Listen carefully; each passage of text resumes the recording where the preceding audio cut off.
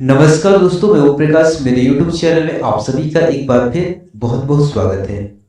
तो दोस्तों, इस सेशन में हम जानेंगे उपकल्पना के कार्य और प्रमुख उपकल्पना, जैसे कि मुख्य उपकल्पना और शून्य उपकल्पना, जिसको नल हाइपोथेसिस भी कहा जाता है। इनको मैं यहाँ पे स्टेप बाय स्टेप बताऊंगा और बहुत अच्छी तरह से समझाने की कोशिश करूंगा। तो दोस्तों, वीडियो को अंत तक देखिए और आपको फिर भी डाउट हो तो मुझे कमेंट सेक्शन में कमेंट कर सकते हैं। और दोस्तों, इसके पहले मैंने वीडियोस बनाया था, तो उसमें हमने उपकल्पना के बारे में जाना था और उपकल्पना की विशेषताओं को मैं उसमें ऐड करके आप लोगों को बताया था।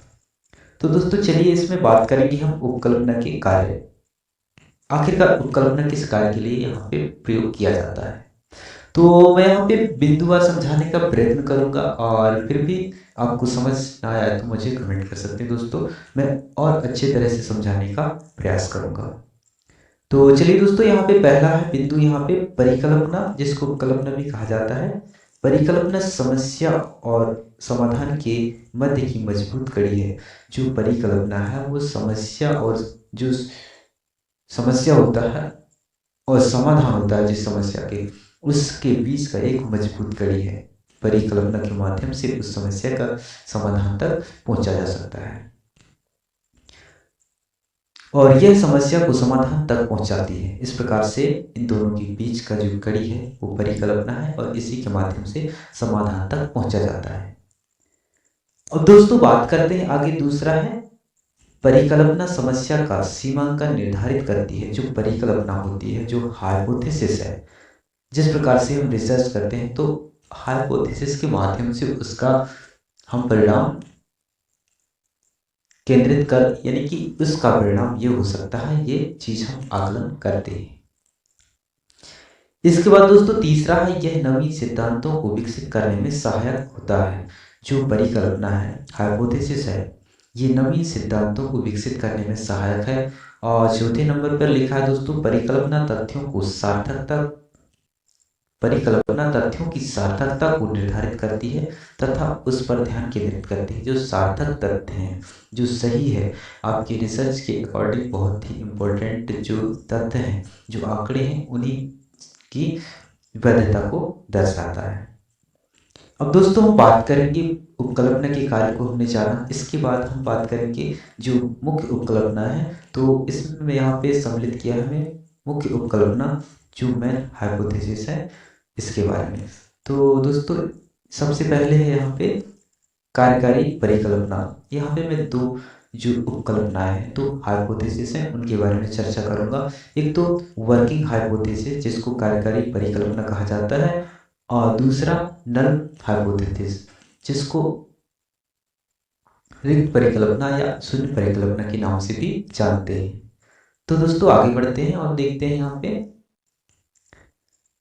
देखिए दोस्तों, यहाँ पे लिखा है मैंने कार्यकारी परिकल्पना, वर्किंग हाइपोथेसिस।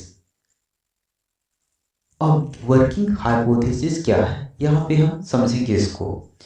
रिसर्च प्रक्रिया में, यानी कि जो शोध की प्रक्रिया में शोध समस्या के समाधान के लिए प्रारंभिक अनुमानों के आधार पर जिस शोधकर्ता सॉरी यहाँ पे लिखा है कि रिसर्च प्रक्रिया में शोध समस्या के समाधान के लिए प्रारंभिक अनुमानों के आधार पर शोधकर्ता जिस प्रकल्पना का निर्माण करता है, जिस परिकल्पना का निर्माण करता है, जिस हाइपोथेसिस का निर्माण करता है, उसे ही कार्यकारी परिकल्पना कहते हैं। जब शोध के प्रारंभिक तौर पर किसी रिसर्चर द्वारा, जो शोधार्थी द्वारा कुछ ऐसे अनुमानों को प्रारंभिक रूप से यहाँ पे मापदंड को तैयार किया जाता है, उसे ही कार्यकारी परिकल्पना कहा जाता है। दोस्तों, वीडियो को अंत तक देखिए। अगर वीडियो पसंद आए तो वीडियो को लाइक कीजिए। अब दोस्तों, यहाँ पे यह लिखा है कि यह परिकल्पना साहित्यिक सर्वेक्षण के माध्यम से निर्मित होती है। जिस प्रकार से जब थीसिस जो तैयार करता है रिसर्चर द्वारा, शोधार्थी द्वारा, तो अनेक साहित्यों का सर्वेक्षण करता है और उसी के अकॉर्डिंग इसमें कार्यकारी परिकल्पना का निर्माण होता है। कार्यकारी परिकल्पना के अस्वीकृत होने पर शून्य परिकल्पना का निर्माण होता है। जिस प्रकार से अगर कार्यकारी परिकल्पना उसमें अस्वीकृत हो गया, तो शून्य परिकल्पना का निर्माण किया जाता है और उसके द्वारा उसकी वैधता तक पहुंचा जा सकता है। अब दोस्तों हम यहाँ बात करेंगे दूसरे नंबर का शून्य परिकल्पना, जिसको रिक्त परिकल्पना या सांख्यिकी उपकल्पना के नाम से भी जाना जाता है। इसके अनेक नाम हैं, जैसे कि यहाँ पे लिखा है रिक्त परिकल्पना, निराकरणी परिकल्पना, रद्द परिकल्पना, निर्देश रहित परिकल्पना अथवा नल परिकल्पना। इन आदि नामों से इनको पुकारा जाता है।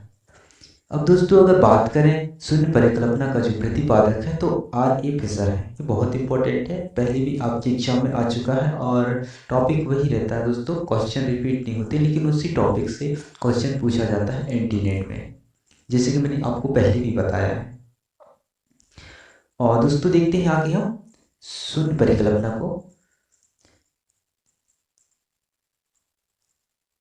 चरों में जिनके संबंधों का अध्ययन किया जा रहा है, चरों में जिनके संबंधों का अध्ययन किया जा रहा है उनके बीच कोई संबंध नहीं है, अर्थात शून्य संबंध है। जो चर हमने जिनके अध्ययन करते हैं, जो भी चर है उनका हम अध्ययन करते हैं और उनके बीच किसी प्रकार का संबंध नहीं है, उनके बीच शून्य संबंध है, उसी को ही शून्य परिकल्पना कहा जाता है। जैसे कि यहाँ पे एक उदाहरण लिखा है मैंने, और ये उदाहरण से आप लोगों को अच्छे से समझ में आएगा। यहाँ पे लिखा है दोस्तों, कोचिंग से पूर्व और कोचिंग के बाद विद्यार्थियों के प्रदर्शन में कोई परिवर्तन नहीं आता। जो कोचिंग है, कोचिंग से पहले जो विद्यार्थी अध्ययन करते हैं, इसके बाद कोचिंग के पश्चात, कोचिंग करने के पश्चात फिर विद्यार्थी अध्ययन करते हैं, उन दोनों में किसी प्रकार का परिवर्तन नहीं आता, कोई रिजल्ट देखने को नहीं मिलता कोचिंग के पहले या कोचिंग के बाद के, तो इसको शून्य संबंध है, यानी कि शून्य परिकल्पना कहा जाता है।